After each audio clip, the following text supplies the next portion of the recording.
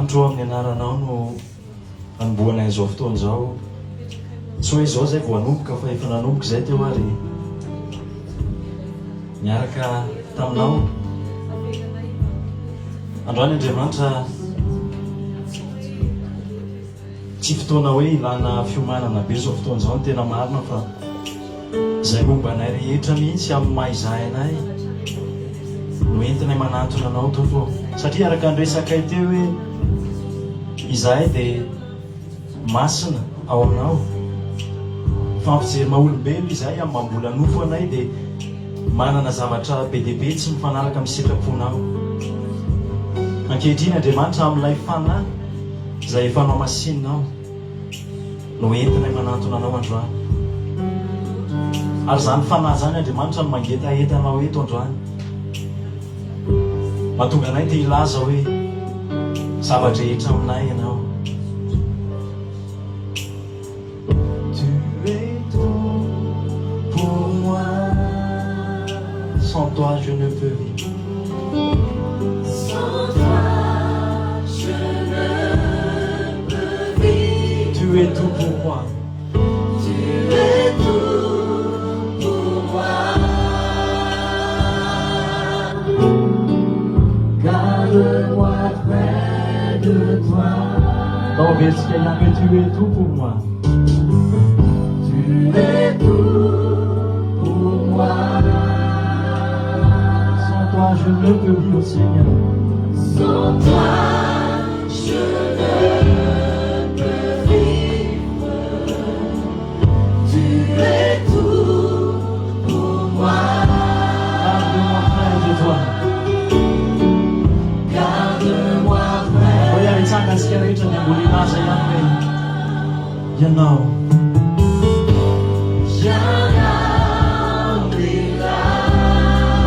Ianao no iziny fo.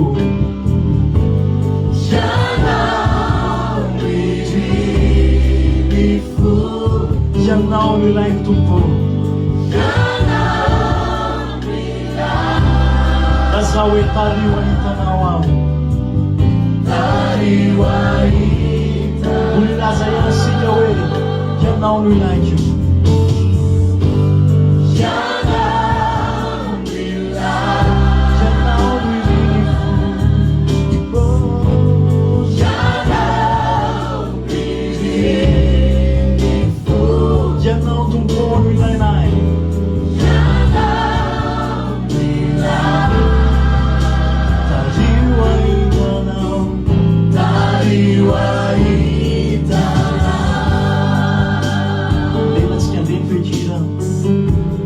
Sika mba ilaza androany hoe Andriamanitra, ianao no ilaiko, ianao no irin'ny foko, ny fanahiko no mangetahetanao androany. Ao sika ilazan'izany androany hoe ny fanahy eo mangetahetanao ny fanahiko, fa hoe ny ten'Andriamanitra hoe mahavoky ny fanahy izay mangetaheta azy izy.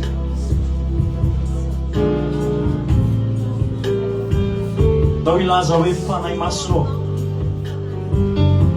vokiso anao ny fanahiko mba ahafahany amako ho transformeny zany.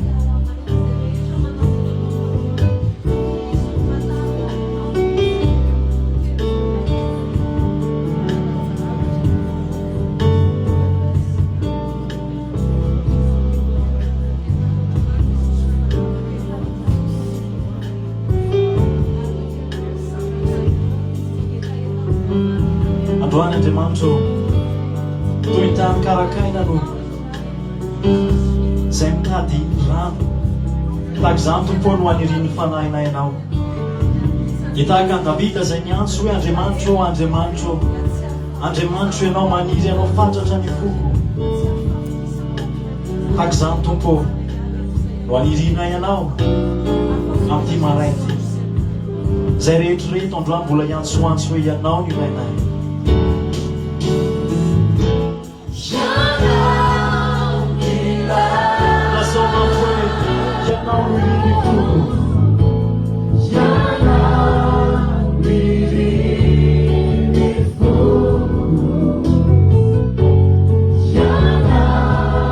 Mira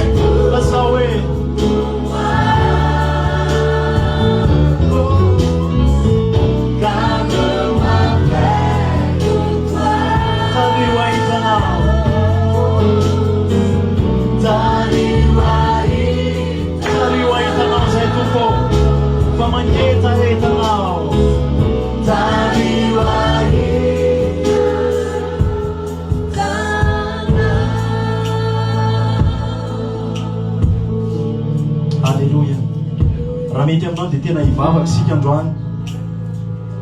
Nao ilaza hoe tompo tsy afaka miaina tsy misy anao a. Mety efa nalazaiko zany tamin'ny lasa ary mety miveriverina matetika eo mbavako mihitsy. Androany Andriamanitra mafisiko fa tena tsy afaka miaina tsy misy anao a.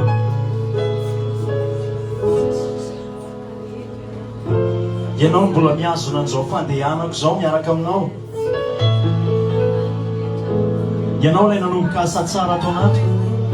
Tena maniry Andriamanitra, maniry anao ny fanahiko. Mba ahafahako tena mandeha miaraka aminao amin'kery tanteraka. Dao ilaza hoe mangetahetanao atompo. Mangetahetanao ny fanahiko, mangetahetanao ny foko. Tsy misy riko mihoatra anao. Mba mety aminao dia ilaza sika anjany hoe Andriamanitra tsy misy riko mihoatra anao, tsy misy ilaiko mihoatra anao.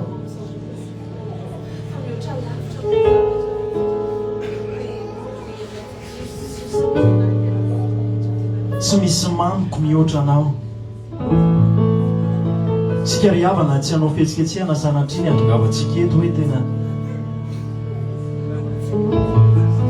aneo fihetsem-po eny ilainy zany. Fandao tsy asitsika elanelana mihitsy, fandao ilaza amin'ny tompo hoe tompo tsy asiko elanelana fa tena mila anao a. Maniry anao ny fanahiko, maniry mafy anao a. Ianao ny riko, tompo mitady anao a.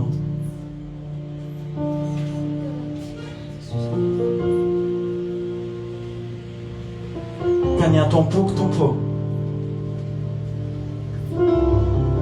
tena mitady anao fatratra.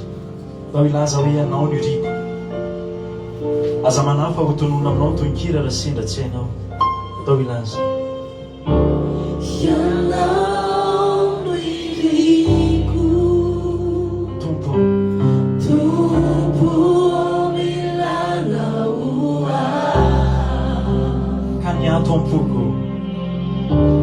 ka ny ato-poko mitady anao, mitady anao fatratra. ianao lay tia ny fanahiko.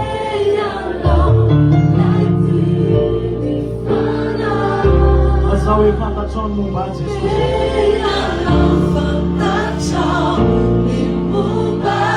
Fenoia tompo,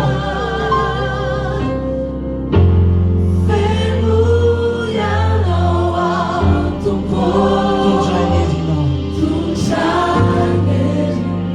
okotsa ny fitiavanao.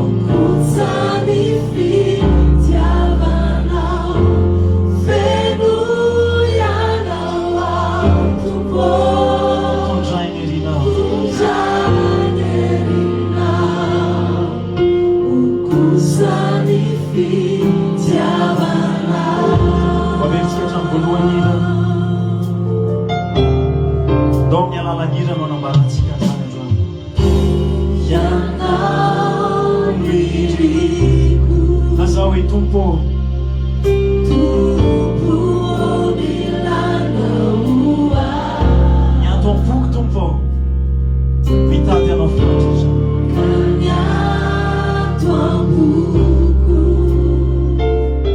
mitady anao fatratra. Aza hoe dia ianao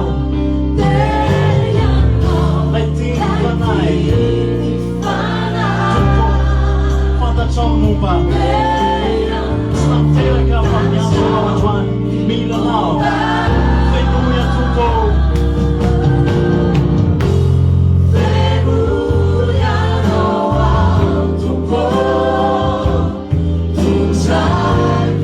Okotsa ny fitiavanao, fenoia,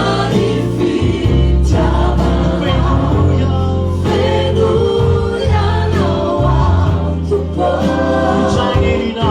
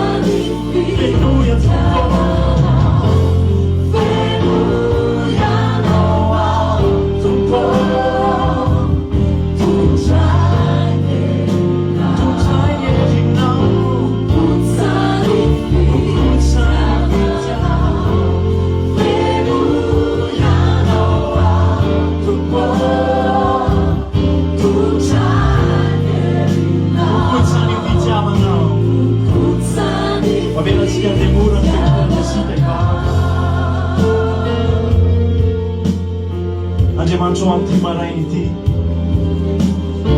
entinay milaza ao anatin'ny hira hoe mila anao zahay entinay milaza ao anatin'ny hira hoe mila ny fampenoana ao zahay tsy resabe fotsiny tompo ty firana aminao ty fa tena zavatra tsy mory ary tena ilananao andro amanaminy zany mahatonga anay milaza androany hoe tompo fenoy anao zahay mba ho kotsany fitiavanao mba hanovo mendrika ny fibebahana mba handeha araka ny fanahy tompo satria nato anatinay aza ny fanahinao ka tsy enonay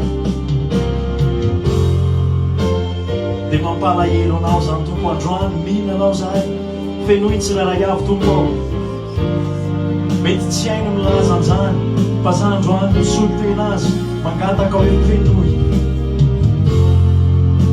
fenoy tompo mba afahanay tena mijoro tsara amin'izao andro faran'izao fepakaiky anao mba afahanay tompo miorona amin'ny finoana raha mety aminao dia lasa hoe tompo te hiorona amin'ny finoana hoe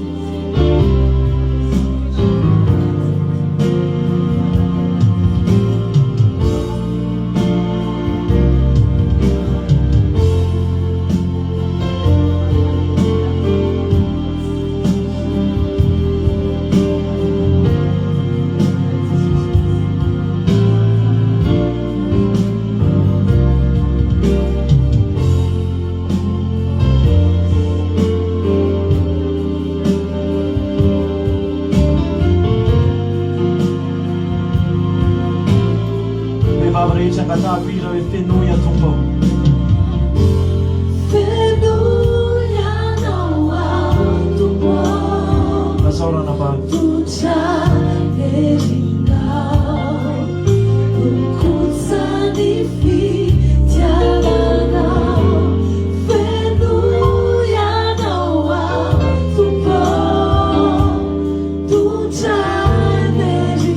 tompo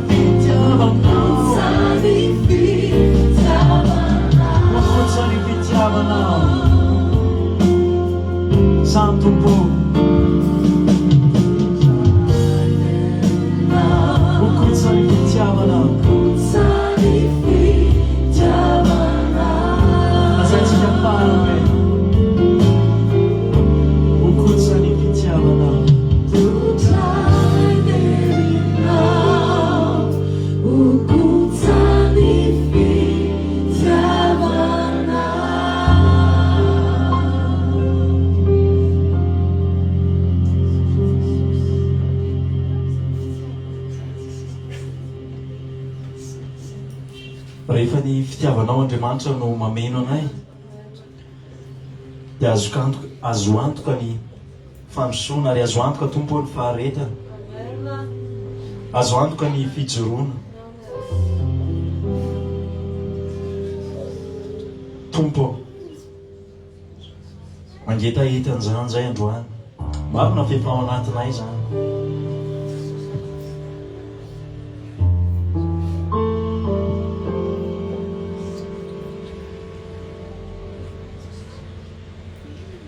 osika manao vavaka androany hoe tompo ataovy reniny foko mihitsy ny fitiavanao ataovy reniny atilaliny haiko ny fitiavanao zavatra tsy hay hazavain'olombelona zany fa ianao mihitsy no tiako hiasa any anatin'ny foko.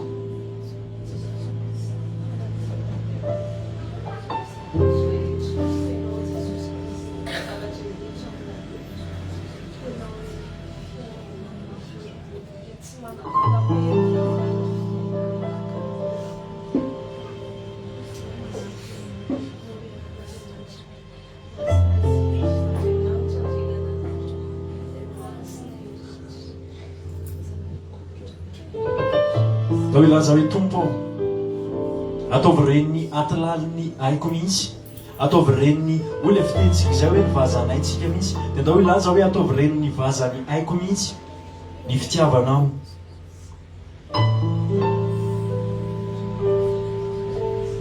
Da tsy mampaniny anao ary dia ilazysika hoe tompo ny fitiavan'olona mety voafetra ihany, fa fitiavan'olona mety manana fetra izany, fa ilay fitiavanao tsy misy fetra tompo ka sy ho an'izany ny atilaliny foko.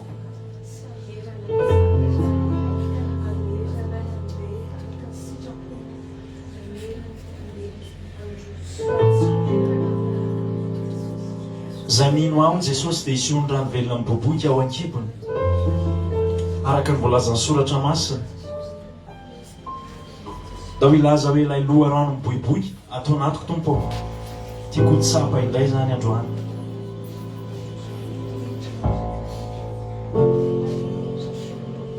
Betsaka ny zavatra mety mameno aminy andavanandrom-piainana dia adindiniko zany, mety hoe tsy dia tsaroako loatra zany. Androany mangataka aminao hoe ataovy reko indray zany androany, ary raha mbola tsy nare an'izany azy ianao dia afaka milaza hoe ataovy reko zany Andriamanitra ao. Ataovy reko ilay loha rano miboiboika izay napetraka ao ato anatiko.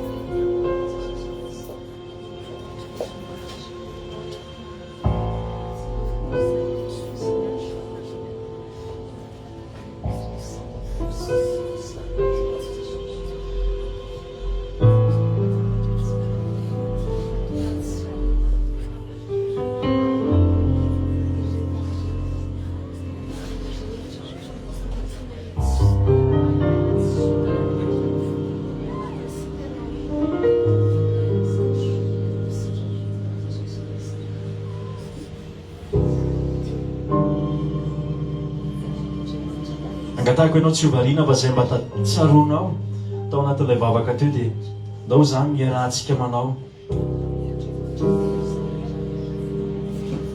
izay tsaronao fotsiny vela zao na izay renao.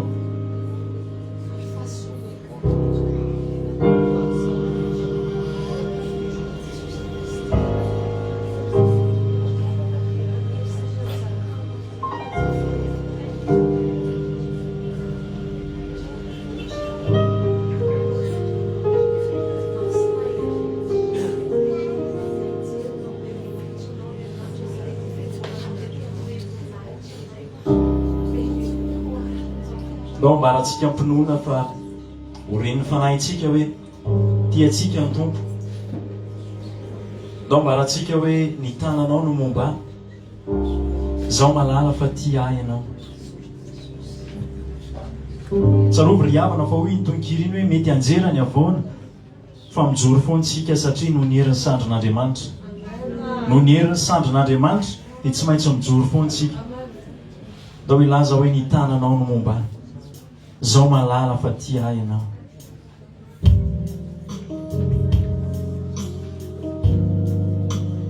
Irao ampifonao rehetra ho reniny ainao mihitsy fa tia ny tompo ianao. Ndao ilaza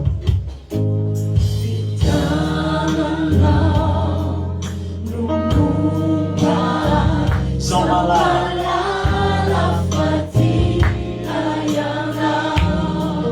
ny fiainako navotanao.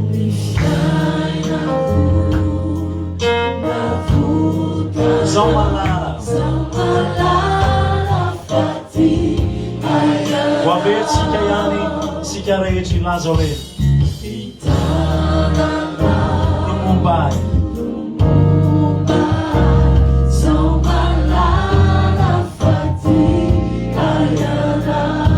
Ny fiainako navotanao.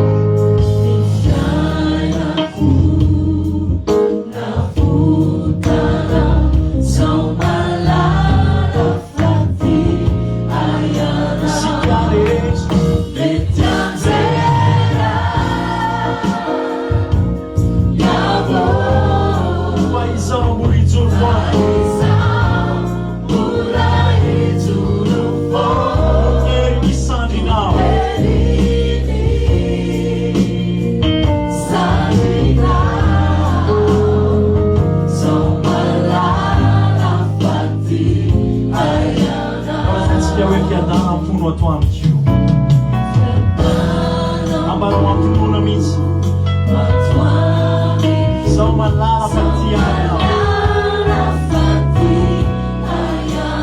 lazao hoe reo tompo navelanao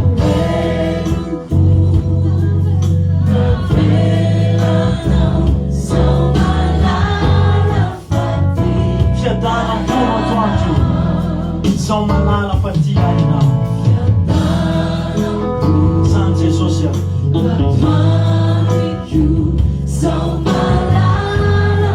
tianao zahay amin'ny fitiavana mandrakizay misaotra mpanavenanao ny elokay tsy misy mpanavenomana ho azy ao Kristy Jesosy alleluia fa hoe laza hoe mety anjera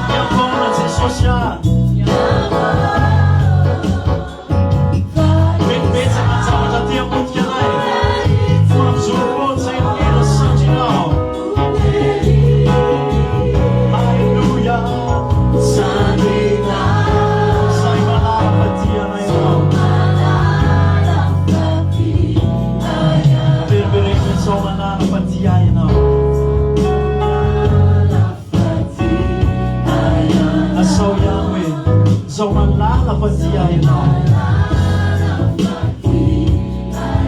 mampiretsika farany zao malala faty ainao alleluia tiako mampiretsika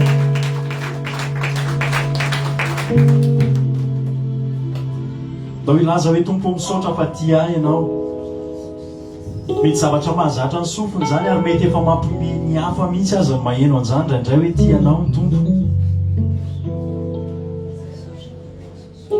mandaotsika tsy homenatra androany laza hoe misaotra tompo fa ty ahy ianao misaotra fa tsy mbola nisy navita ny vitanao mihitsy aloha teo amin'ny fiainako misaotra fa manao zavatra ho any ankohonako ndray aman-dreniko ny namako ny rahahako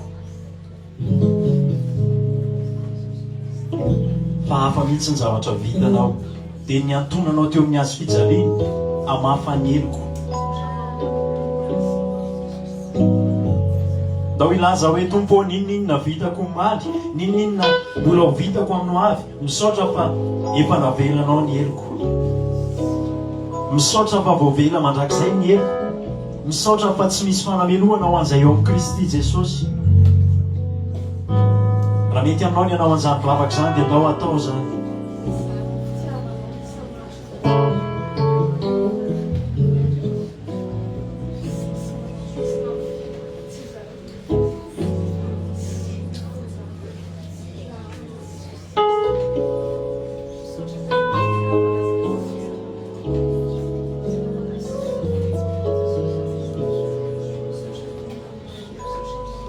zaho milaza aminao fa na manahy azy ianao na dia mirorosaina azy ianao dia ny fitiavan'Andriamanitra tsy tahaka an'izany tsy hoe satria manahy sika ny amin'izao fiainana izao dia hoe lasa tsy tian'Andriamanitra ve tsia fitiavan'Andriamanitra dia maharitra mandrakizay ho ny teniny dao izany no olazaintsika mivavatsika mihitsy Andriamanitra misaotra fa fitiavana mandrakizay no itiavanao azy misaotra fa fitiavana mandrakizay zay tsy misy afaka manova tsy misy afaka mikiky fa fitiavana mandrakizay lazao hoe na dia mafimafy aza ny zavatra trehako misaotra fa fitiavana mandrakizay no nitiavanao any na dia to ohatrany tsy misy andro mihiratra zany mihitsy aza indraindray misaotra fa fitiavana mandrakizay no nitiavanao any misaotra fa namafy be aza tompo ny miteny anjany satria indraindray mety tsy rentsika le izy ry havana mandao ilaza hoe misaotra fa fitiavana mandrakizay no nitiavanao any misaotra fa fitiavana mandrakizay no nitiavanao any misaotra fa fitiavana mandrakizay no nitiavanao any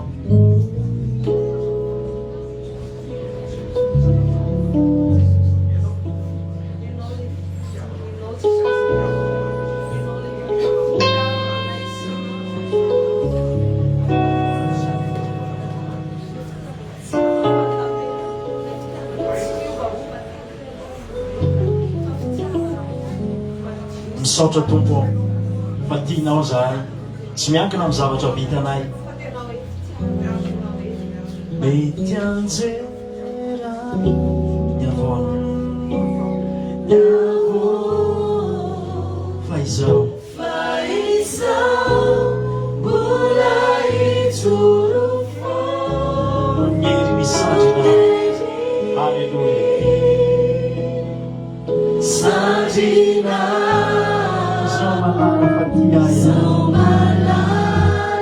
ao mahiaran'andratana anao manotontsika rehetra dia laza hoe mety anjera ny avona reto zay tompo maromaro vitsivitsy reto milaza manandratra ny feonay milaza faramboly anao ny tianay dia tsy maintsy mijoro izahay no ny hery ny sandrinao sandrina zao malala faty aya nonyeri ny sandrinao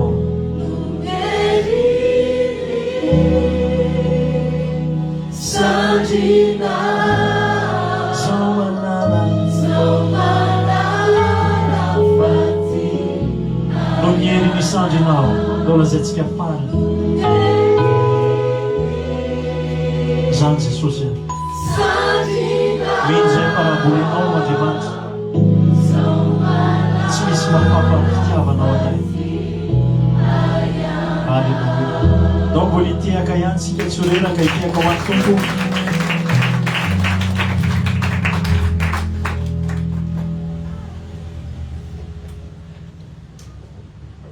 hoe ny tompo amintsika hoe izao Jehova ny mpiaro io ary isaky ny ray mpimaso no andemako azy na andro na alina dia miaro azy any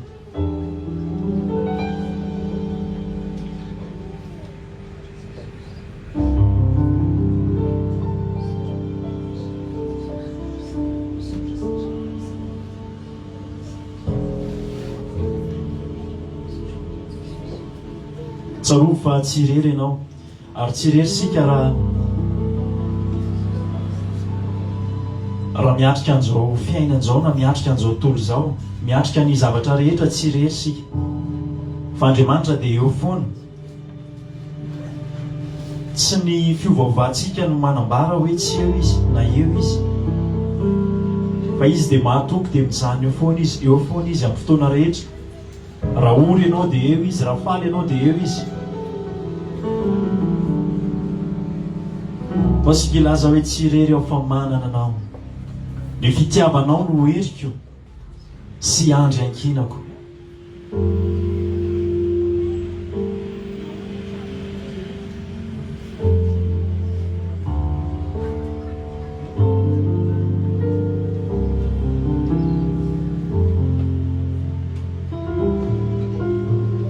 tsy irery zay tompo fa manana anao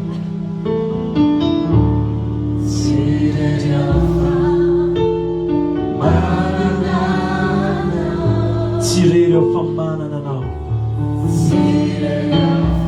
miaraka aminao ny fitiavanao no heriko sy andry ankinako manafaka ny tahotra sy ireo aiai ka namakiva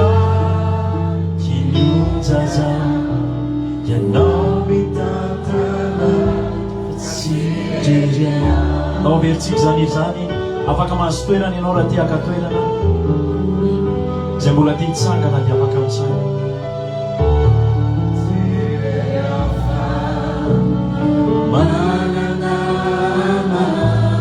laza hoe tsirery aho tsirery afa miaraka aminao ny fitiavanao no eriko sy andrakinako manafaka ny tahotra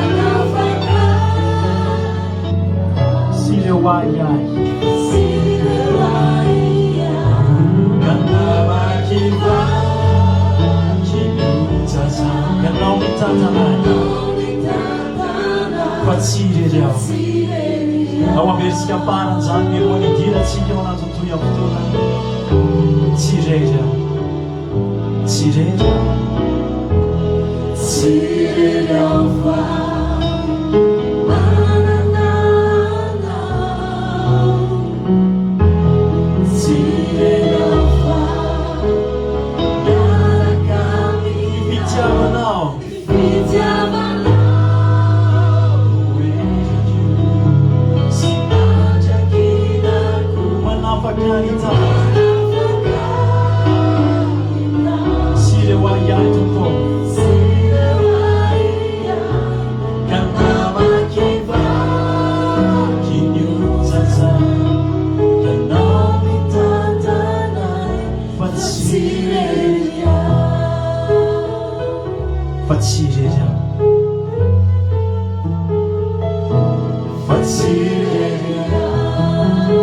tsirery zay tompo fa manana anao fa tsirery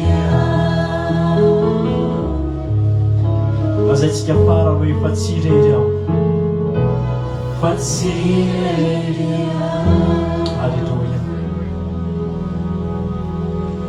mino zay tompo fa na dia ny fanambarana ny teninao ankehitriny aza dia manambara aminay zany fa tsirery izahay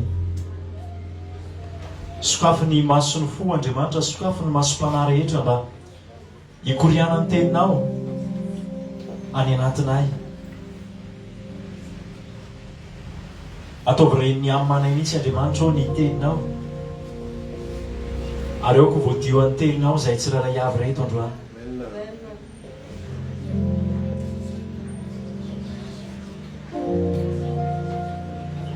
manamasinanay ao fahamarinana fa ny teninao no fahamarinana halleloia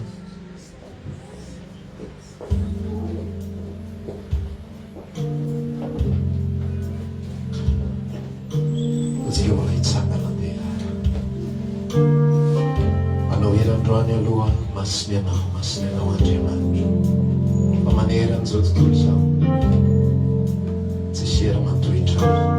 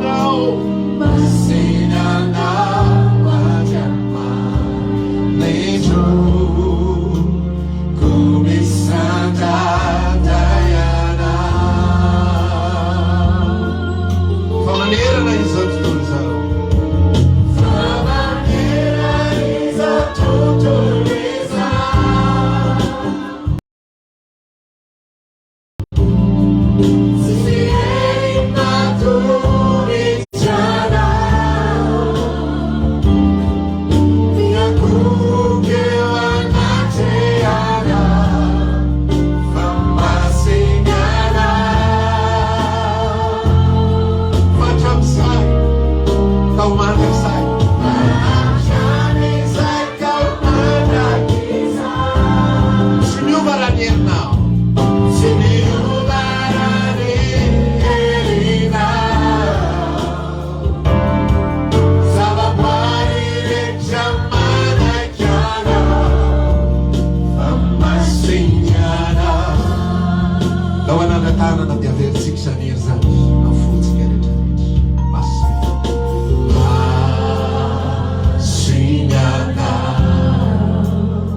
masinina ianao Andriamanitra ray asanatrainy ianaranao amin'ny fona rehetrarehetra amin'ny fomietra ho anatrehanao amin'ny fahamasinana ihany koa izay avy aminao tsy misery toana masina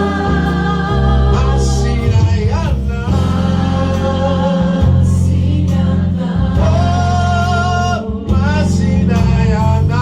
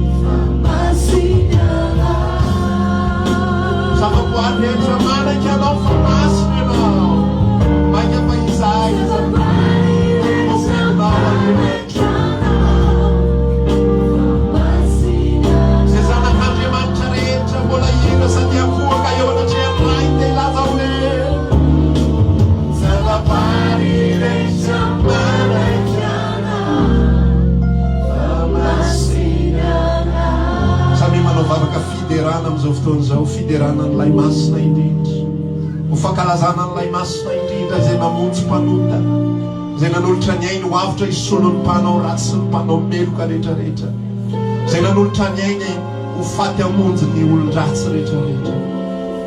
Jesosy Kristy Tompo misaotra anao zay amin'ity androany ity misaotra ny amin'ny famonjenao anay ianao lay masina ianao lay mendrika na ny anjely ary mihirahira ny famendrehanao sy ny fahamasinanao Jesosy Kristy. Rehefa tsy hita tao an-danitra izay amany boky resaka ny tomany Jona fa nisy zavaboary anankiray nyresaka tamin'ny aza amin'ny tomany fa efa misy ny amany lay boky dia tsy iza fa aizanakondrona Andriamanitra ireny ihany no mendrika amany boky. Androany Tompo omenanao ny seza fiandrianana avo indrindra tao anivozofantona izao ekena zay rehetra hibaikona ekena zay rehetra andidianao ekena zay rehetra mitsinao ekena izay rehetra hitarianao tsy vavabavaka fotsiny alehana eto Tompo tsy tangorongorona fotsiny alehana eto Tompo fa tsy masona aminana amin'ina izany fa tena mevonatra ny anaranao ary tena hitsaoka ny anaranao miara-miangona amin'reto zanakao masina ireto ihany koa ary mevonatra ny anaranao misafeno ny anatin'ny fony tsirairay avy indray eo mpianona ny afatra ny mba hisy afatra vaovao mba hisy fanavozam-panany anatina ihany Tompo afahanay miroso ny sitraponao lalindalina afahanay mandroso ny fahafantarana anao bebe kokoa ary ny fahalalànanao dia tsy connaissance fotsiny ihany fa hitondra fiainana misimisy kokoa hatrany sy fahatsarana bebe kokoa hatrany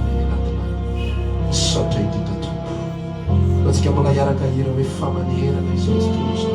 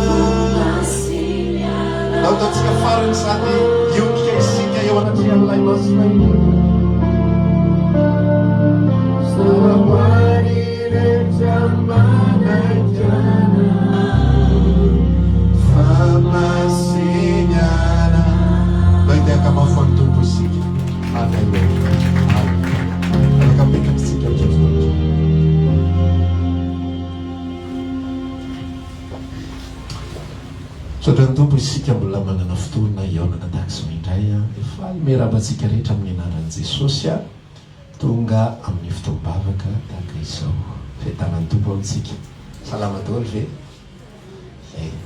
dia ampifaliana ihany koa ny famizarana ny afatra androany izay omeny ny tompo antsika dia teny kely ny akaikinao hoe manongalana sofinao efa iresaka aminao ny tompo androany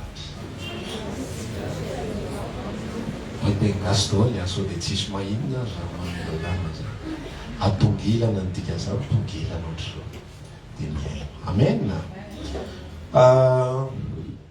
maki angalajotra masinatsika fa ataoko hoe fototra iangana fotsiny fa tsy voatery hoe amofo be tsy hoe voatery hoe ao no voaboasantsika fa fototra iangantsika fotsiny izy dora baiboly ianao dia ambokiny Jaona toko 10 no hojerentsika aloha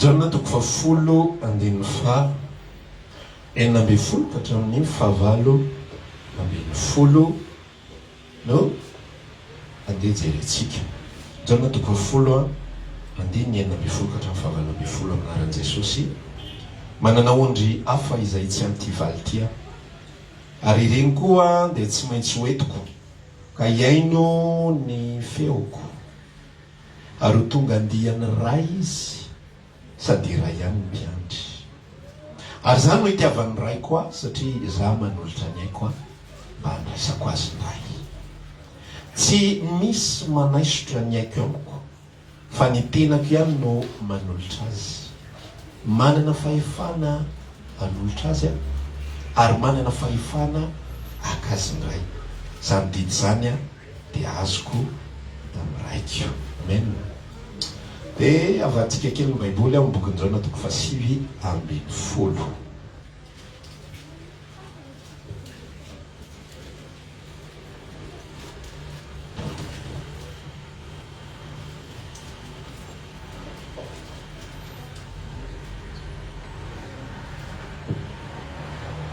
Jaona toko 5 ambin'ny folo raketsika ny andin'ny fafito ka hatramin'ny fa raika ambin'ny folo anaran'i Jesosy fa ny Jiosy namaly azy hoe namaly amin'ny Pilato zahay manana lalàna ary araka zany lalàna zany dia tokony ho faty izy Jesosy io satria nanao ny tenany ho zanak'Andriamanitra ary noho nyreny Pilato zany teny zany dia voamaika natahotra izy dia niditra tao anaty rova indray izy ka nanao tamin'i Jesosy hoe avy aiza moa ianao fa tsy namaly azy akory Jesosy dia oplaty taminy tsy miteny amiko va ianao tsy fantatrao va fa manana fahefana ndefanao a sady manana fahefana nombo anao miaso fijaliana koa dia namaly amin'izay Jesosy. Ianao tsy manana fahefana amiko akory raha tsy nomenanao avy any ambony, koa izay natolotra izay nanolotra taminao no manan-keloka bebe kokoa. Amen. Ireo teny ireo a no ifampisarantsika anio arak'izay tiany tompo menanao ihany koa.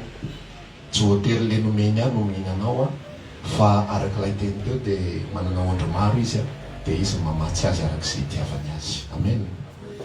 Ity teny ity a dia toy amin'ny tamin'ny herin'ny andry le fifampisarantsika anio izany. Tamin'ny heriny isika ina aloha hevitrisika tamin'ny heriny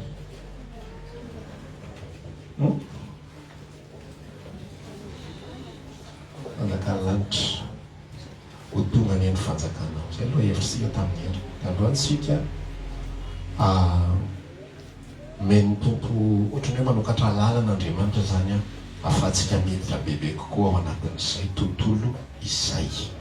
Dia hoy aho teo hoe vakiteny a entsika manomboka fotsiny zany a, fa hitantsika ihany sy zavatra hitarian'ny tompo atsika. Ity resaka fanjakan'ny lanitra ity raha lasaina bavy a, fanjakan'Andriamanitra, fanjakan' Jesosy Kristy a, dia zava-miafina indrindra ao anatin'ny tontolo mpanompoana an'Andriamanitra izy io. Ny tena mahatonga azy hoe zava-miafina dia zavatra notorian'i Jesosy foana izy io a hatramin'ny voalohany. Nitory ny fanjakan'ny lanitra foana izy. Jesosy tsy nitory zavatra hafa mihitsy, fa fanjakan'ny lanitra foana nitoriany.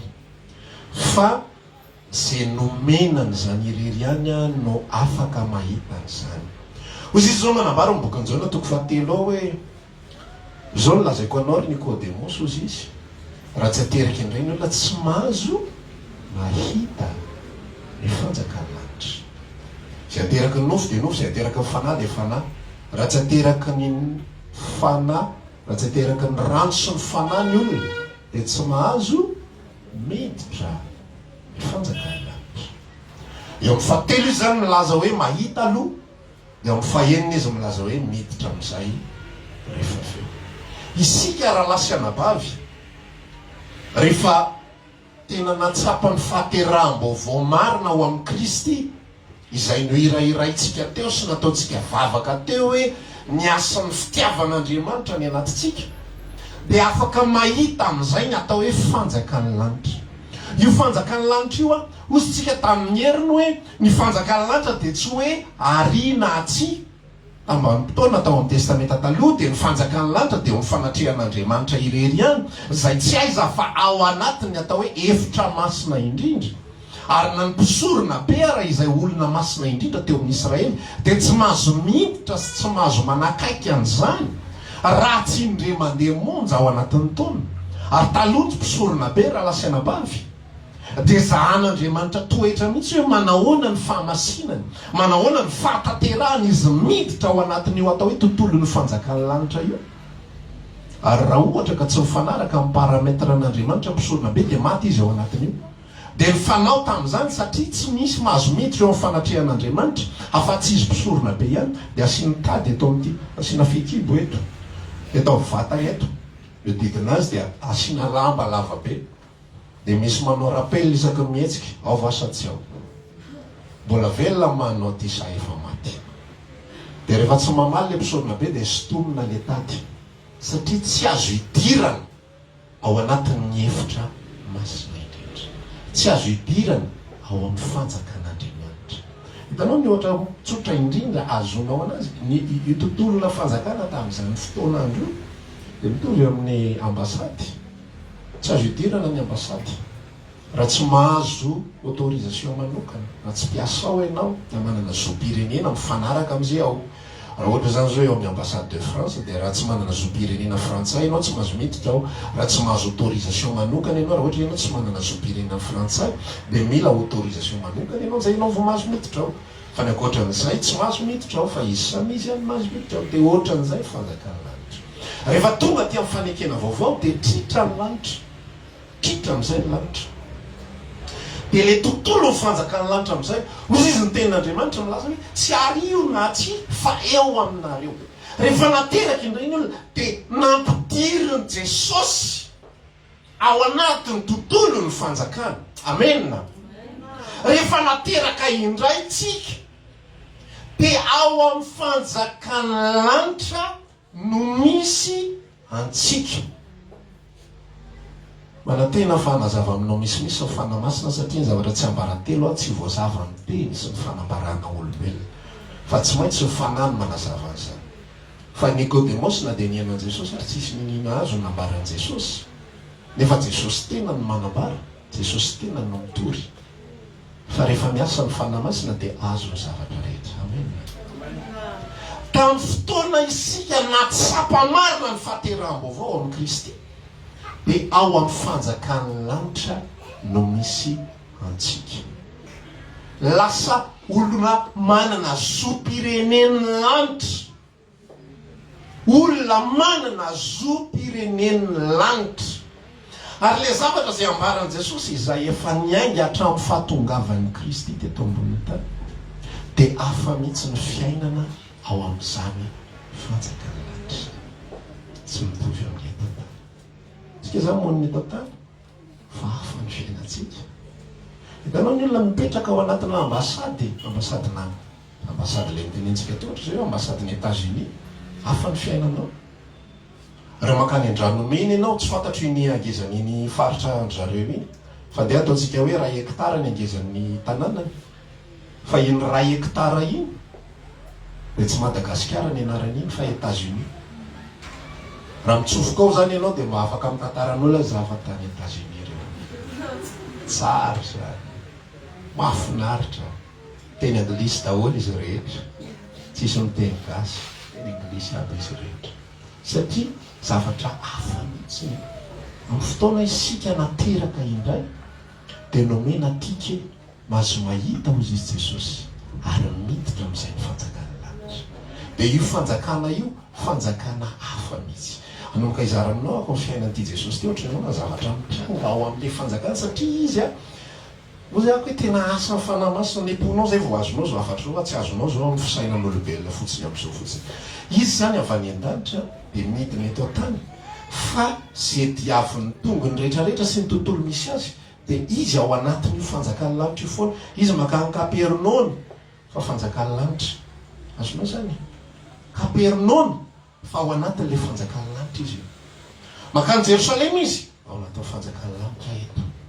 Mandehandeha ny ambosy sambokely izy ao anatin'ny fanjakana lanitra misy ahy fa tsy eto anatin'ny sambokely. Mandehandeha amin'ny Jordana izy fanjakana lanitra misy ahy. Nataon'ny Jaona Batisa izy fanjakana lanitra misy azy. Zavatra hafa foana.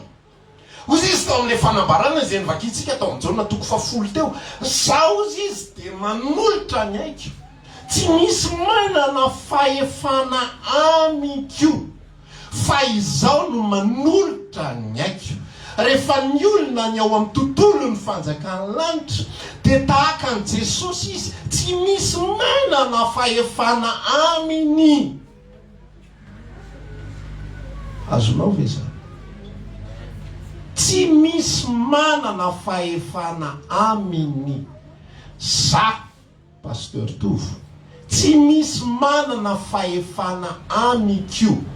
Ozy izy Pilato mba nizitizity ery niteny tamin'i Jesosy. Tsy niteny mihitsy Jesosy io tamin'ny voalohany. Amin'ny tanin'ny Pilato ary zay namakitsika nanomboka ny 17 tonga ny fiampangan'ny Jiosy. Ile io olombelona tsotra tahaka anay ihany. Zany hoe le fomba fiteny zany miara-monina eto ihany mitovy aminay. Ny lohany mitovy aminay samy volony eo amboniny fa tsy hoe ina moa raho anakory ny azy. Azo sary an-tsainy zany ety loha dia rahona an'io. Misy rahona. Mahitanao le ohatran'le sarisary ataon'ny olona dia misy auréole le boribory kely ohatran'izao. Le olo-masina dia manao ohatr'izao foana ny paozy. Ngarainy ary mitovy aminay. Ny akanjony tsy mamirapiratra be ohatran'le Mosesy akory. Mosesy avy any an-tendrombohitra mamirapiratra be.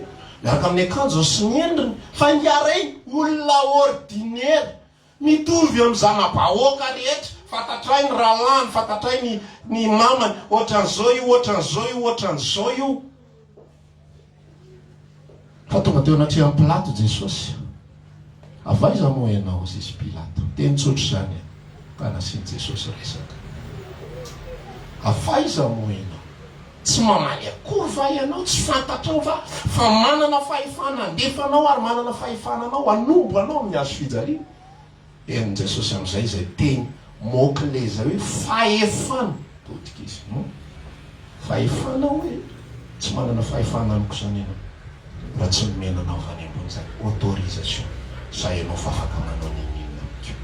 Ny olona mafanjakalanitra isika mila miova mihitsy ny fisainantsika, miova fanavozana ny saina lalanareo sitrapon'Andriamanitra. Amen. Fa raha vao tsy manaiky iova ny fisainantsika dia citoyen zao tontolo zao ihany ianao. Citoyen zao tontolo zao. Hitanao ohatry ny olona manana zao pirenena Amerikana araka le sako teo. Efa ianao miaina eto Madagasikara, ianao tokony hipetraka manodidididina mahazo fanampiana, mahazo zavatra rehetrarehetra manatin'ilay tontolo. Tokony misitraka ny zoam-pirenena maha-Amerikana anao. Nefa ianao lasa mitrongo voaomana sy sahirana lava eto amin'ity firenena malagasy ity. Fa Jesosy mahafantatra mihitsy hoe zaho mijoro eto, zaho anatin'ny fanjakana lanitra, ary tsy manam-pahefana amiko izao tontolo izao. Isika raha lasiana-bavy rehefa tsy fantatritsika ny zavatra zay nomeny tompo antsika, dia manam-pahefana amintsika izao tontolo izao araka fisainantsika. Ary eo ambany fahefana izao tontolo izao isika manaiky isika eo ambany fahefana izao tontolo izao. Za zanak'Andriamanitra tsy eo ambany fahefana izao tontolo izao. Za tahaka an' Jesosy tsy eo ambany fahefana izao tontolo izao. Hoy izy Jesosy milaza tsy misy mahazo, zany no manolotra anio. Zany no manolotra anio. Jerenao tsara ty tantaran' Jesosy ty avakeo matoy toko faharefa toko faharoa. Toko voalohany izy mitantara razam-ben Jesosy a. Dia amin'ny toko faharoa izy mitantara amin'izay tantaran'ity Jesosy ity ny fiandohany. Fa nandeha aloha le tantara le hoe nisehon'ny anjely marisa sisa rehetrarehetra. Fa rehefa teraka amin'izay Jesosy dia jereo ny mouvement tranga teto amin'ity zao tontolo zao ity. Fa rehefa teraka Jesosy dia tonga avy any manky telo lahy izay tsina fa mpanjaka avy any antsinanany.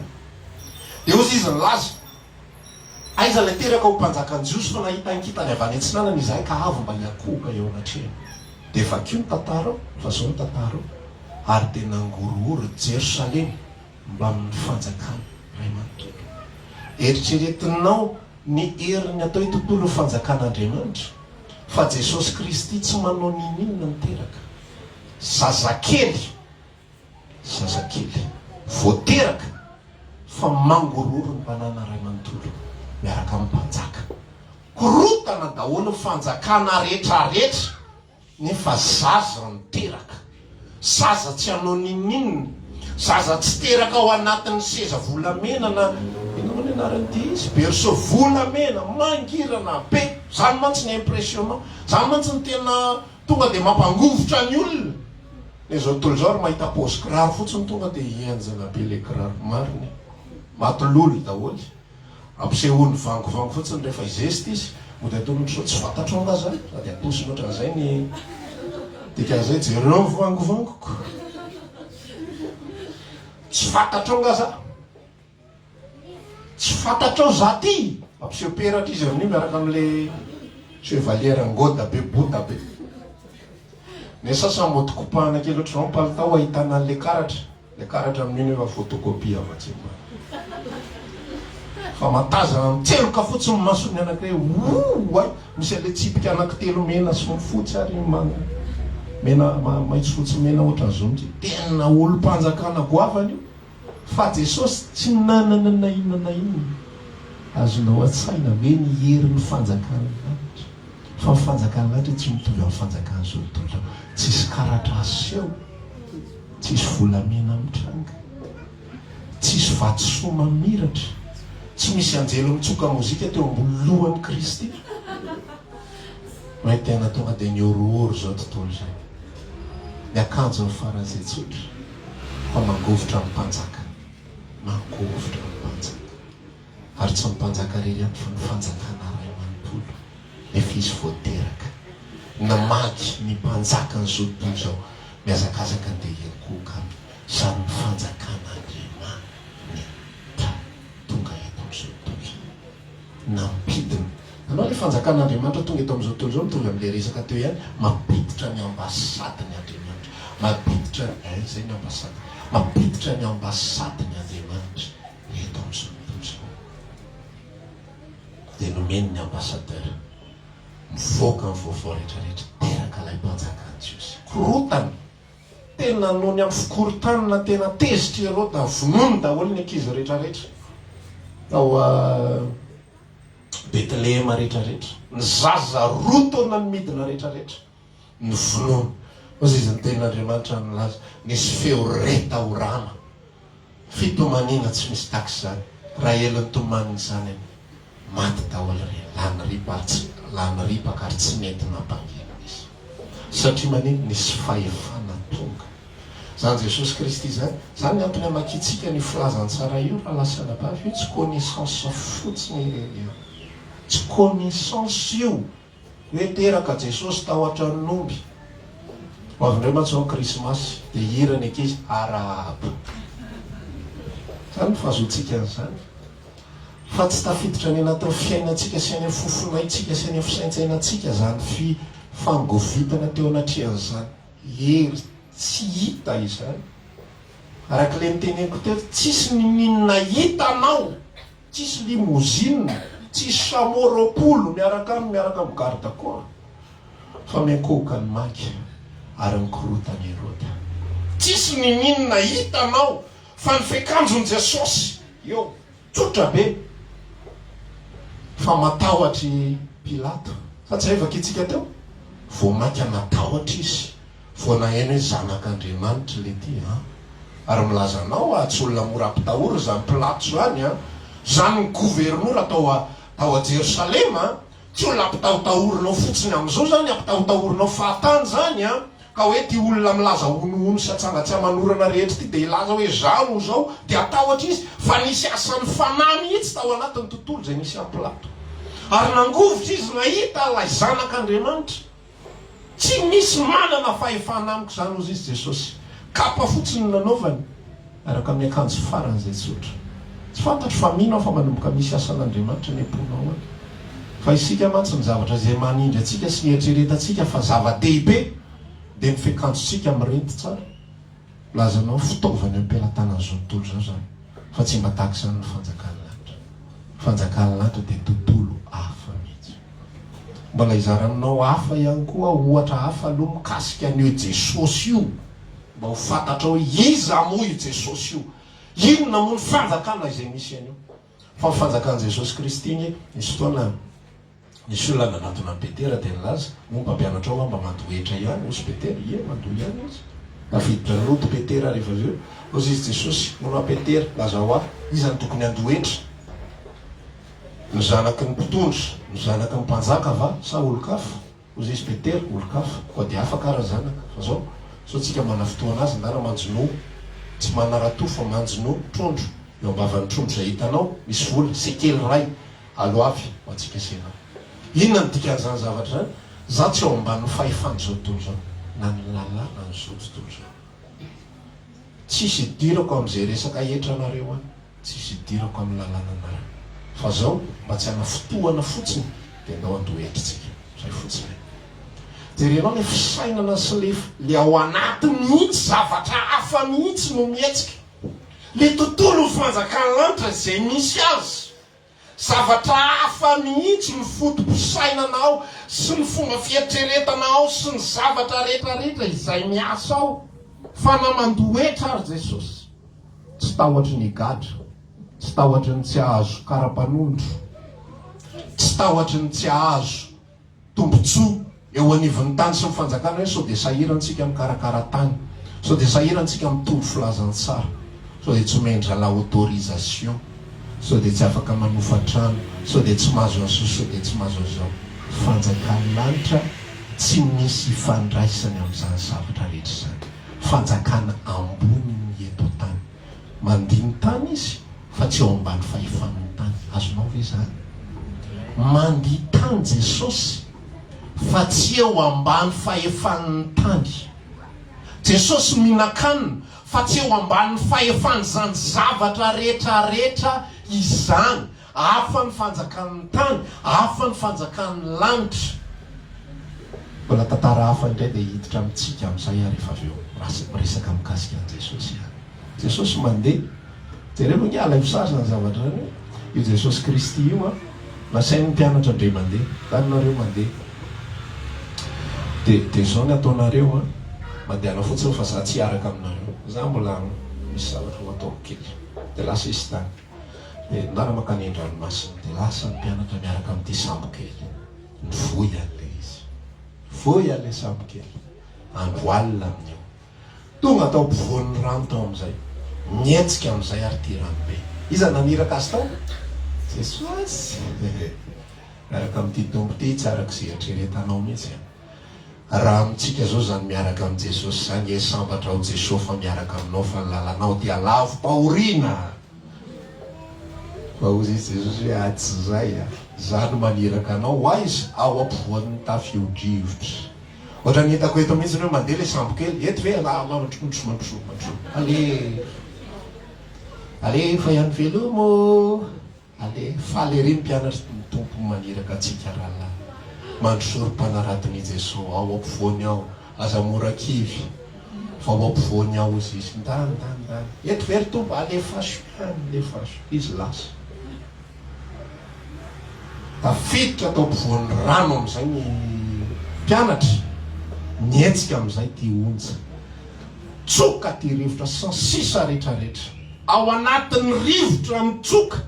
Ao anatin'ny onjan'ny ranomasina mietsika. Mandeha amin'izay ilay Jesosy Kristy. Mandeha tongatra izy. Jery ny mpianatra. Ny andro koa efa alina. Efa alim-be maizina tsisy ohatr'izany. Tazana zany. Matototy, matitsika rehetrarehetra. Sady tsy vitan'izay efa tratran'ity onja be tsisy ohatr'izany. Mbola tratran'ny matoto fa ahoana ary ty fika an' Jesosy ty. Asainy makatitsika nefa zao ny zavatra ny fa ao anatin'le onjan-dranomasina mihetsika Jesosy Kristy dia miteny izy aza matahotra izao ihany ity. Hozy izy Petera laza raha ianao ihany asovy manatona anao a. Lasa ny aray mitsambikina tena anatona. Inona ny tiako lazaina aminao ao anatin'izany. Raha Jesosy tsy eo ambany fahefanana dia ny lalàny ty izao tontolo izao lalàna natioraly. Teo zany le lalàn'olombelona tsy eo ambany fahefan'olombelona izy, tsy eo ambany lalàn'olombelona, tsy eo ambany lalàn'ny fanjakana izay misy. Fa eto ihany koa tsy eo ambany lalàn'ny natiora Jesosy. Ny natiora sy ny fampianarana izay nomena dia misy natao hoe théorème de tsy fantatro tsony. Izay milaza fa zay rehetrarehetra to amin'ity zao tontolo zao ty dia sotomina midina eo amin'ny tany. Zany hoe ianao raha mitsambikina tsy anti-tsambikina mandrakizay ianao dia tsy tany. Fa tsy maintsy tavaveriny eto ambonin'ny tany foana ianao. Les forces gravitationnelles zany, loi de la gravité. Tsy maintsy milatsaka. Mandeha tany, tsy maintsy solafaka. Lololanitra, tsy maintsy lena. Fa ao fanjakan'ny lanitra, mandeha tany, tsy solafaka raha tsy izy manao an'izany. Milololanitra na lena daholo ny olona rehetra, ianao tsy lena. Zany inge io tantara io fa so ianao mihevitra hoe zavatra hafa io. Ny olona rehetra mitangina ranomasina. Ny mpianatra tsy tena sahirana mafy mihitsy, mivoy ny sambo kely. Tsy manaraka lojika mihitsy io Jesosy io. Ny onjan-drano mitopatopa, ny efa milofefiky ny rano ny sambo kely, ny arainy mahitsy zay matory.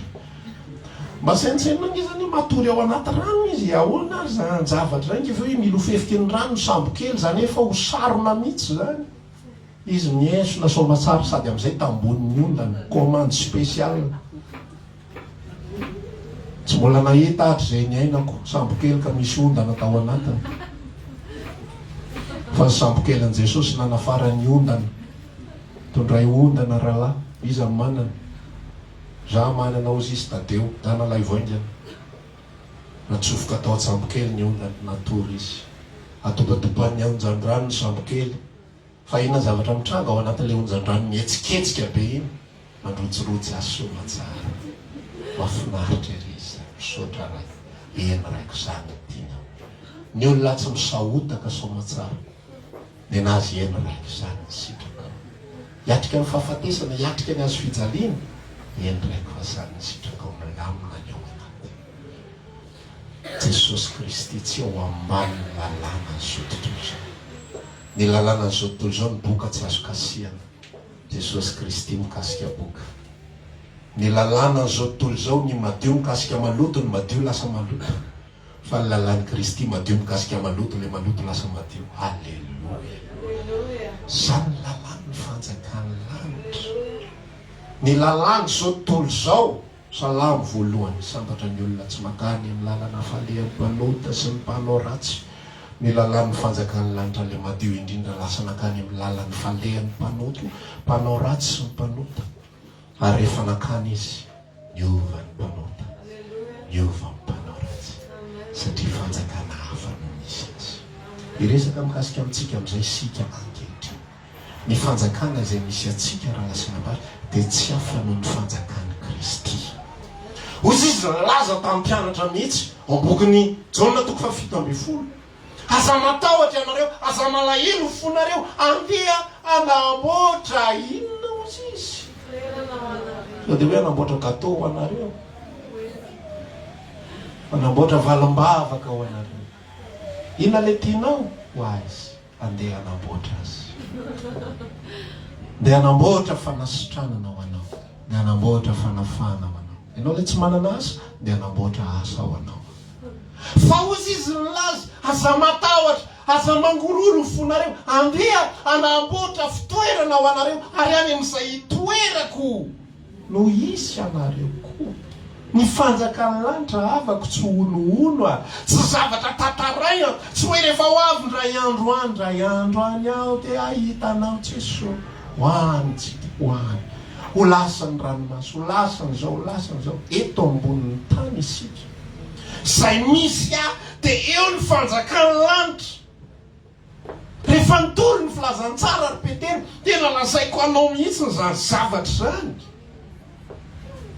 Fa olona tsy nandeha fianarana, olona tsy nentitra ny tokotany-pianarana ny tongony na indray mandeha ary, fa mangovotra ny misorona be.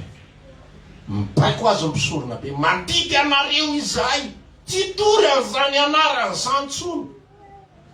Fa olona tsy nandeha fianarana no mamaly amin'ny mpisorona be, zay tsy maintsy mitory. Zay hitanay sarena, zay ataonareo, zay tsy eo ambany fahefana.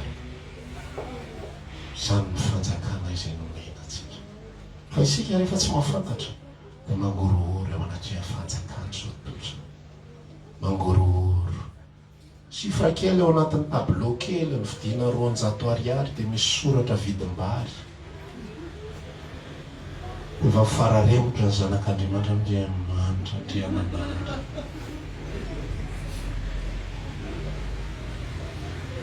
Lasotrino ny ty vidim-bary. Masaintsena nge zany hoe Jesosy mandeha miantsena dia mahita vidim-bary andre maraiko, alaivo. Tsy laitrako fiainana eto amin'ity zao tontolo zao ity. Lao ihany any amintsika, any misy anjely manompo andro aman'alina. Isika raha lasa anabavy tsy olona zao tontolo zao. Fa tamin'ny fotoantsika nandray ny fiainana mandrakizay dia olony mandrakizay izy. Ary tsy eo ambany fahefanizaniza isika. Tsy natao izy istiavana zany, lazao aloha le namanao tsy natao izy istiavana zany. Fa tena ampatonga antsika tena iaina tahaka an'izany mihitsy hoe za tsy eo ambany fahefana. Za tsy mitovy amin'ny olona io. Io olona io miantehitra amin'ny zavatra tahaka izany. Rehefa miresaka sakafo ohatran'izany jereo ny fangatahana zay angatantsika, fa ny ankamaroan'ny mpivavaka nge olombelona tsotra mivavaka fotsiny ihany, fa tsy olo ny fanjakan'ny lanitra. Ozy Jesosy mba jereo ny voromanindina. Tsy mamafina mijinjy ireny fa ny rainareo miassuré an'ireny tsy mihoatra noho izany mba ianareo kely finoana. Isika ho amin'ny fanjakan'ny lanitra tsy misy fahefana eto amin'izao tontolo izao. Afaka mibaiko antsika, afaka mifehy antsika, afaka manao zay tiany atao amintsika. Za te hizaran'izany mihitsy satria izao tontolo misy antsika izao indrindra antsika eto Madagasikara. Eo anatina fa fanjakana izay andalam-pandrosoana dia didiny be sandry dia miara mitaraina amin'izay ihany koa ny mpinjo ny zanak'Andriamanitra izy oatra zao izy tahaka zao. Nisy fotoana zay tany Moramanga accidenté ny tomobile dia simba ao aoriana teo. Dia nanontany an'ilay chauffeur zany tsy tadidiko embolana valona nanao le dossier atsika iny. Ozy izy le chauffeur namaly matanjaka be le adversaire atsika koa. Nahitra kely mihitsy any matanjaka be amin'ny ahoana. Za zanak'Andriamanitra tsy ho ambany fahefana zao tontolo zao. Ozy izy Jesosy zay manjo aza rehetrarehetra fahefan'ny rainy avokoa ary mila miverina amin'izany ny fotsika. Fa raha vo tsy zay, raha vo eo ambany fahefana zao tontolo zao ianao dia araky ny teneniko tsy maintsy manao ny fanontany zao tontolo zao ianao. Maninona ny feno olona zanak'Andriamanitra mitady ny fitadiny zao tontolo zao, mikaroka ny fikaroko zao tontolo zao, te azo zay ananany zao tontolo zao, ny assurance. Ozy ako hoe hafa mihitsy mantsy fisainantsika eto Madagasikara, hafa fisainan'ny olona ny ivelany. Fa ny eto amintsika eto Madagasikara ina moa izy ity faratapin'ny fahasambarana sy ny fahombiazana rehefa ho an'ny olona anankiray tafiditra mpiasam-panjakana milamin'aretirety azo toerana tatsy dia manao mimi daholo ny havany rehetrarehetra rehefa avy eo. Dia koa mba ampidiro dia ianona ato dia ianona ato tsy isy bety fa samy alefalefa ny amin'izay mety. Kisikisina amin'ny dadato ministra sy nento député mba azo toerana. Mahita zay koa zanak'Andriamanitra dia mba mikisikisina koa zay koa. Dia amboarina na fomba fiteny ary tsy atao alemana fotoana reny. Na ao anivon'ny fiangonana ary ny raha lasana ba fiangonana be dia be misokatra. Fa eo ambany lalàna zao tontolo zao hoe ny mpanan-karena no mifehy eo. Satria manino? Zary tsy vita ny trano vady-piangonana ko. Ainao ny anao an'io eo. Finoana arahana asa fa tsy finoana fotsiny amin'izao. Dia ny asa endry tsara. Tsy mitory zavatra mana fotoana anazy. Raha le sahirakirana ny mialo sofilao fa raha le mpamatsy vola ay tsy laitra ohatratra amin'ny anazy dia fa zay. Sany ate fisaina zao tontolo zao tany l'eglizy ary fisaina zao tontolo zao any anatin'ny mpino be dia be ihany koa. Za zao te ilaza aminao mihitsy androany ary averiko hoe tsy hoe anao tsinitsinina an'izan'izy tsika, tsy hoe anambany n'izan'izy tsika, fa tsika tsy eo ambany an'izany fahefana zany. Amenna. Tsika ho amin'ny fanjakany lanitra fa tsy manao mimi eto amin'izao tontolo zao zany. Zay tokony atao dia atao rehefa mitady asa ianao apetrao ny demande, apetrao ny CV sy sisy vitsy zay. Ny fiainako tsy eo ampelantanan'ny CV ary tsy eo ampelantanan'ny demande ary tsy eo ampelantanan'ny orinasa io fa na anaiky io na tsy anaiky. Na ny fiainako eo ampelantanan'Andriamanitra zay le teo jereo ny voro-manidina. Raha vao mitady anahy ianao, raha vao mitady hipetraka ianao ambany fahefana zao tontolo zao, jereo ny voro-manidina. Tsy mamafy io, tsy mijinjo io, tsy mitsinjo retirety io. Anao ahoana zay sy ny ankohonako rehefa antitrantitra ka alao din'izao dia efa mitsinjo tambatambazana tsara voro-mahery. Tsisy raha iny io azany mihinana zay hoaniny io, misotro zay tokony sotroiny io, manao zay tokony atao rehetra amin'ny fotoanany. Zany atao hoe voro-manidina, zany ny zavaboary nefa ireo ary tsy ho mifanjakany lanitra koa. Zaho mifanjakany lanitra, za tsy eo ambany fahefana zao tontolo zao ary ny fiainako tsy eto amin'ity zao tontolo zao ity. Jesosy tsy nanangona ninona mihitsy rehefa tafiditra ao am-potsika ty resaka fanjakany lanitra ity dia ho hitanao fa tsy matahotra zany intsony ianao. Sady tsy matahotra ny hoavy ianao, tsy matahotra aretina ianao, tsy matahotra ny loza ianao, tsy matahotra ninonino. Fa rehefa mbola tsy azonao ty dia ny baiboly dia lalana fotsiny azonao fitahiny. Zay ny asan'io. Dia mandray 91 foana ianao. Fantatrao le 91? Satria zao ny erika miavitiavana dia monjy azy naratra azy ny miava satria malala ny anaraka izy antso azy dia amaly azy izy. Sadidiko tsy mitoy satria na tsy 91 zao fanjakany lanitra. Za tsy miantso an'i Kristy vao mamaly ahy izy fa izy ataoniko velona atao anatiko ny fanjakany lanitra. Entiko mandehandeha eny tsy mila manainga versia vo mara zany fa ho afanjakany lanitra tsisy ninina tahorako saintsainy fotsiny zany hoe lay Kristy velona ao anatinao fony izy mbola zazakely tsy nanao mirakla natakin'iny ary tsy niteny fa mitovy amin'ny zazakely rehetra fitoman'i Jesosy inge mitovy amin'ny fitoman'ny zazakely rehetra fa tsy hoe voateraka izy de tsy nitomany fa tonga de masina be mijery amin'ny Maria tonga de endry be hoay zany ka zanak'Andriamanitra tsy ohatran'ilay zazakely makareny-tsofina reny fa ohatran'ny zazakely rehetra io tomany io te hinono io fa tsy endry be koa tsy hoe tsy nono amin'ny anjely sainatsika ty hafa mihitsy mantsy fieritreretantsika zany Jesosy zany folombelona taky ny olombelona rehetra io nampinonono Maria io zay nampatonga lavaka vava sambatra rangahy kibony toeranao sy nonononao ka Jesosy namaly zanganono koratsotrany ako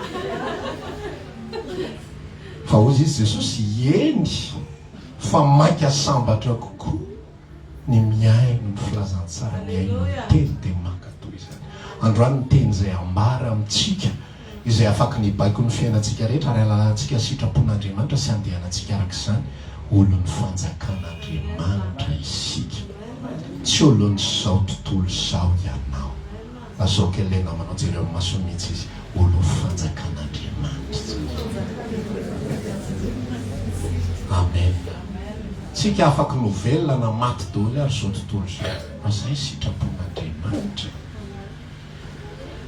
na marary daholo ianao tontolo manodidina zafaka ny tsy arary ny fanjakan'ny lanitra nge raha lasana bavy tsy ao anatin'izany rehetra rehetra zany araky ny teneniko anao hoe tsisy olona manatona boky zany arety mifindry zany ary aretina loza be zany mandraky tiany androany eritrerety hoe mandraky tiany androany tsisy fanafodiny ny abokany fa de atokamonina fotsiny izy de tretena fotsiny mba tsy hitatra le abokany fa de zay ny fiainany zany fa Jesosy tena mampiseho mihitsy hoe za tsy mitovy aminareo za tsy eo ambany lalànan'io tany io za tsy eo ambany lalànan'io tany io za tsy eo ambany zany tafio-drivotra zany za tsy eo ambany zany fahefan'ny requin zany requin any ambany any fa tsisy hoe feno requin nge ty rano ety feno an'izao any ety aty tany efitra any ozy izy mpianatra ny Lazara nasain'ny tompony tady mofo ndana mitady hanina ho an'ny retolo reto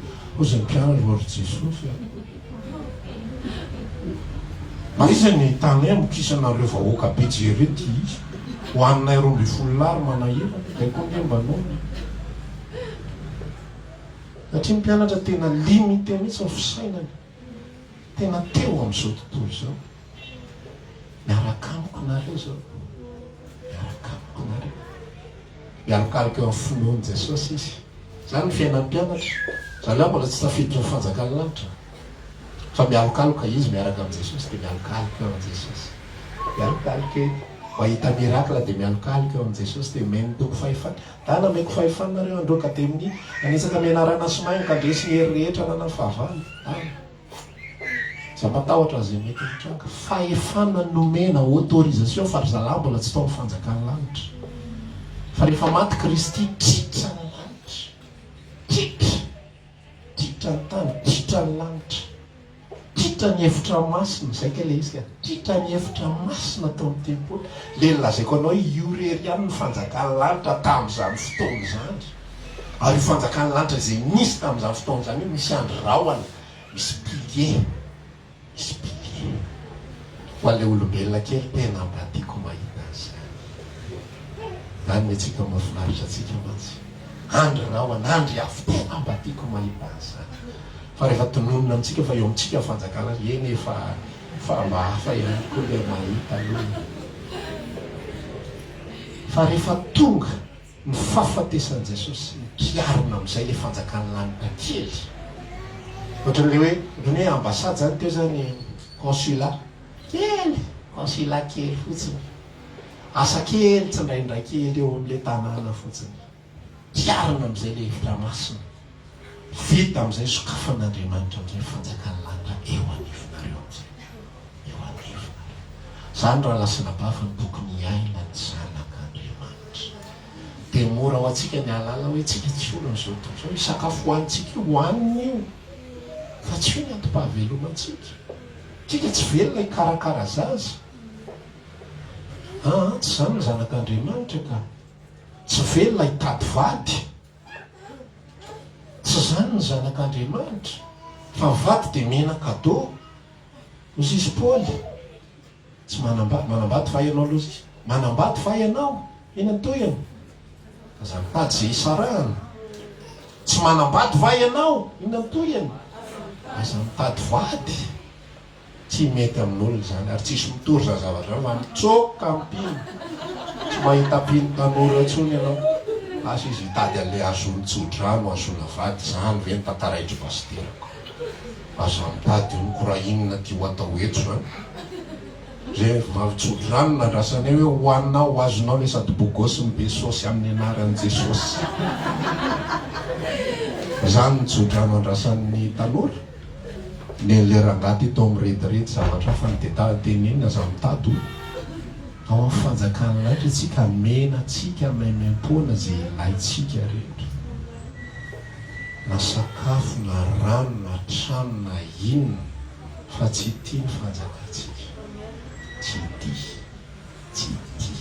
tsy tamaso io mandary fotsiny io fanjakana lahatra io zany na mino na tsy mino rehefa mino dia tena mino dia mandeha arak'izay rehefa tsy mino ianao dia ataovy zay azona rehetrarehetra eto amin'izao tontolo zao ambony zay azo amboniny avela ho an'ny taranaka raha mahazo zay mifandehana io ka na ianao mino dia mifosa na ianao tsy mino dia tonga dia atao ohatra ny fiainan'ny olona rehetrarehetra fa maty antoka rehefa misabaky eo anelanelany ohatrany ka tsy zako ny mba tianina zona zako ny tsy fantatro tsony zay asiko ny tena rovitra eo mipatalohanao misabaky fa aloha rehefa mino dia mino inona fanambarana ary io tsy Jesosy irery ihany fa Jesosy tena nanambara mihitsy hoe zay mino dia maninona ozy izy miasa tokony ataoko ary maninona ozy izy nytoyny anao asan-lehibe no izany ary satria zamaka any amin'ny raha lasa Jesosy tsy nanaraka azy nyfanjakany lanitra fa navelany eto amin'izao tontolo zao eo amin'ireo olona rehetrarehetra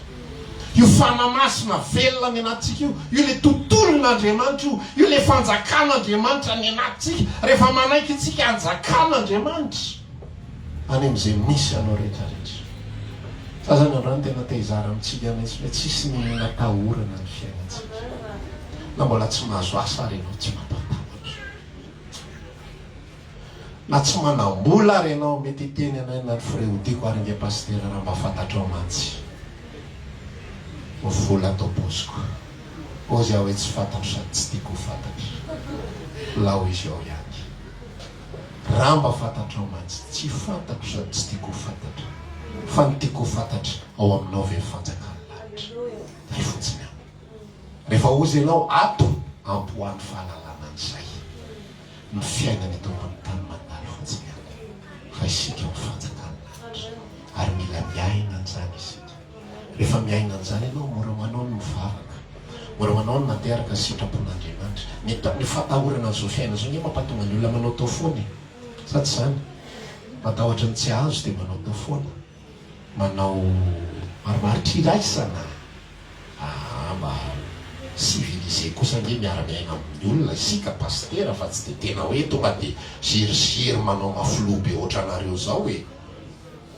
ndraindray rehefa miaina misy olona zany mitantara amiko sa miresaka amiko hoe ianao ohatra zany hoe ianao masika be rehefa mitory teny dia averiko enona mihitsy le tory teny dia miaina ay zany le masika be lazay tsy hitako mihitsy misy olona ohatran'izany kosa hoe tsy azo alefa amin'ny radio le tory teny zay nisy ohatra za mihitsy misy rahalahy mpiasa radio dia nangataka permission izy tamin'lehibe ny tany fa tory teny pasteur tovy manahirana be fa aza alefa ato zava so dia manahirana ko dia miainao le tory teny naizao ay zary za manahirana zany tsy hitako mihitsy misy rahalahy koa ny teny tamiko tiako ny tory teninao pasteur satria tsy tiako le izy satria mamely aho dia miainao le izy ndray ay zary mamely an'le rahalahy zany tena tsy hainako mihitsy hoe aiza ohatra milamy matsotra fotsiny zany tsisy marimaritra iraisana fa fanjakany lanitra tonga tena petra mihitsy zao ny fandehana dia tian'ny tompontsika andeha arak'izay nandehanany ihany koa men Jesosy voasoratra ny tantarany anjarantsika ndray zao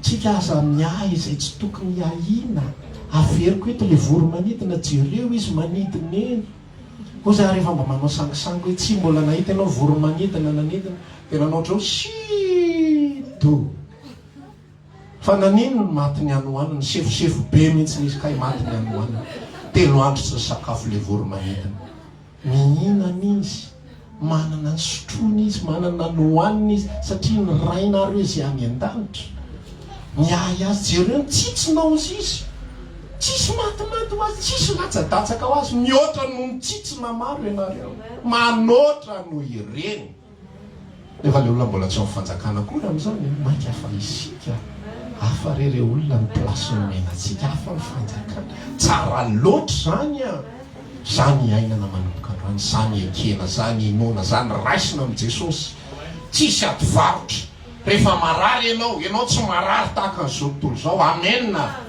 de eo de hitoreo hoe de manafatrafatra ny ankizy zao raha ankizy endre tsara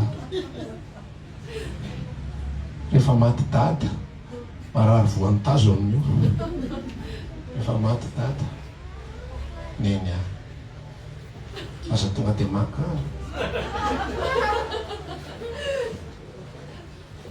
ny fiainatsika rehetrarehetra za tsy maty raha tsy niany raha tsy ny lanitra ny manapa-kevitra aza za tsy marary azonao inona ve zany za tsy marary za tsy andairany aretina raha tsy ny lanitra ny autorisé an'zany azonao inona ve zany sa ianao de mino fa le olona iny tsy nanasa-tanana izy nyteo te ino tsy napitika raisodraisiny teo le poignet de iny tadidiko natonga le izy fa tsika rehetra mitandrina tsara daholo rehefa eo zany tsy midika akory hoe tsy mitandrinatsika hoe alefaso ny lanitra ny eto na inambary ary aza manasa-tana tonga te hoano amin'ny anaran'i Jesosy io atao zay tokony ho atao fa fiainatsika ny lanitra ny mitondra azy raha voaroka ny fiasany ianao ninninna raison ninninna antony isika mifanjaka ny lanitra voaroka zany azy mitombo tsy olona io no inona Jesosy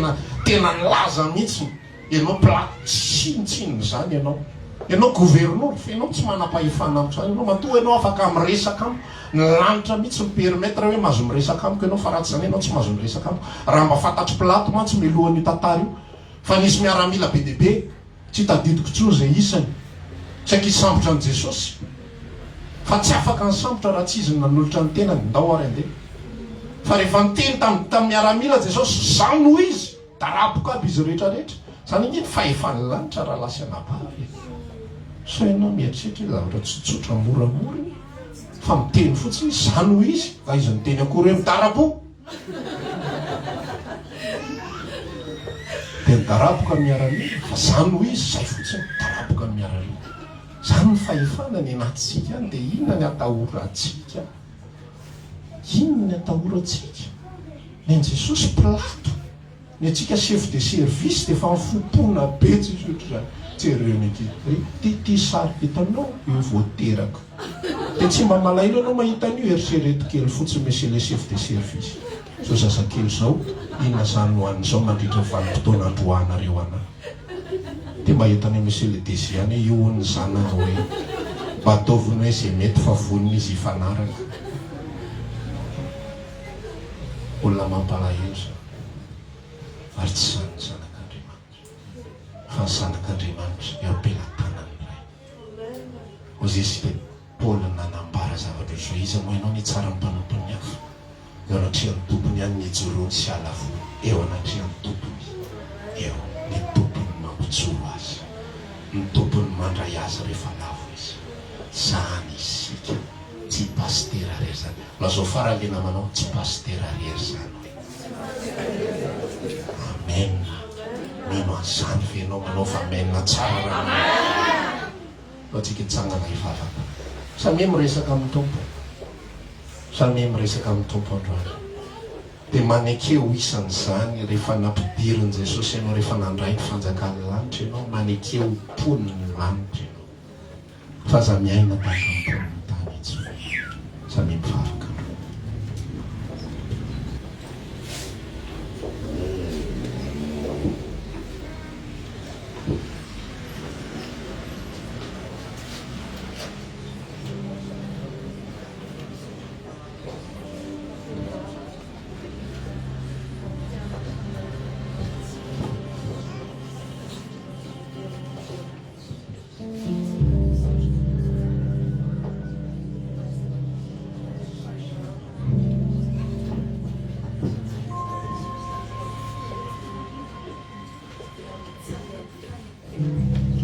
Tsokanao zay Jesosy anio fa mbola nomenao teny indray izay androany. Tena malaza aminay fa olona hafa izahay. Ny fiainanay rehetrarehetra dia ao aminao avokoa. Noho izay ambaran'ny apôstôly Paoly any boky ny asan'ny apôstôly any hoe izy no ivelomantsika, izy no ietsehantsika. Tsy vary no etsehanay, tsy miasa no ietsehanay. Ny volany maranga ny olona eto amin'izao tontolo izao, fa ny anay tsy vola. Zay ao amin'ny fanjakan'ny lanitra dia afaka novelona na tsy misy ariary azy. Zay ao amin'ny fanjakan'ny lanitra dia afaka no salama na dia misy aretina ary manodidina anay. Zay tompo matoky anao indrindra fa mihoatra lavitra anao mitombontson'ny olon'ny testamenta taloha, miaraka amin'ny notahiny ianao raha mivoaka sy miditra sy ny sisa rehetrarehetra. Mihoatra lavitra zany tontolo fanjakan'Andriamanitra. Misaotra ny amin'izay nomenao anay, olo tsy mendrika foana ity tenanay. Jesosy mivavaka mba tsy olona misy tahotra intsony mivahoakanao, fa olona ny finoana amin'izay ary olona iaina miaraka amin'ny Kristy. Matoky anao zay mpanapaka sy miasa mahery ao anatinay ary mampahery anay amin'ny fotoana rehetrarehetra. Sambatra izay manana anao, sambatra izay miaraka aminao Jesosy, ary tsy miaraka aminao fa tena miara-miaina aminao. Sambatra izay nampidirinao amin'ny fanjakana lehibe izay nomenao, ary isika dia tsy ao ambanin'ny fifehezana zao tontolo izao, na ny lalàny zao tontolo izao, na ny lalàny zao fiainana izao, na ny fahefan'ny olony zao tontolo izao, fa ny fiainantsika dia miara-mandroso ao amin'ny Kristy. Fanjakana ao anatin'ny fanjakana, fanjakana ara-panahy. Zay tsy ao anatin'ny fanjakana zao famahizinana zao, fa zay ao anatin'ny fanjakana lanitra. Misaotra indrindra tompo manapaka ny fiainanay, misaotra mitondra anay, misaotra mitantana anay, misaotra fa na dia mandalo ary zao fiainana zao, zay dia miaina zavatra mandrakizay ao anatinay ary ampaherezinao ao anatin'izany. Misaotra indrindra tompo, teraina mandrakizay ny anarana. Nao ataontsika izany hira fiderana ny tompo izany, nao asandratsika lay Andriamanitsika. Jesosy andrianina ianao ambaranay fampanjaka anay. Jesosy andrianina ianao ambaranay fampanjaka. Mitoetra eto afovoanay, mitoetra eto afovoanay, misandrata misandrata minirana. Aversita Jesosy, Jesosy andrianina ianao ambaranay fampanjaka anay, ambaranay fampanjaka. Io reny ihany ny mpanjakatsika. Mitoetra eto afovoanay, misandrata amin'ny herinandro, misandrata minirana. Ao reny ny fiandrianana, ao reny ny fiandrianana, ao reny ny fiandrianana. Fa mitsakanao zay raiso tompo ny toerana. Ao reny fiandrianana, ao reny ny fiandrianana, ao reny ny fiandrianana. Fa mitsakanao, fa mitsakanao zay raiso tompo ny Raisotompo, raisotompo, ny toerana. Raisotompo, raisotompo, ny toerana.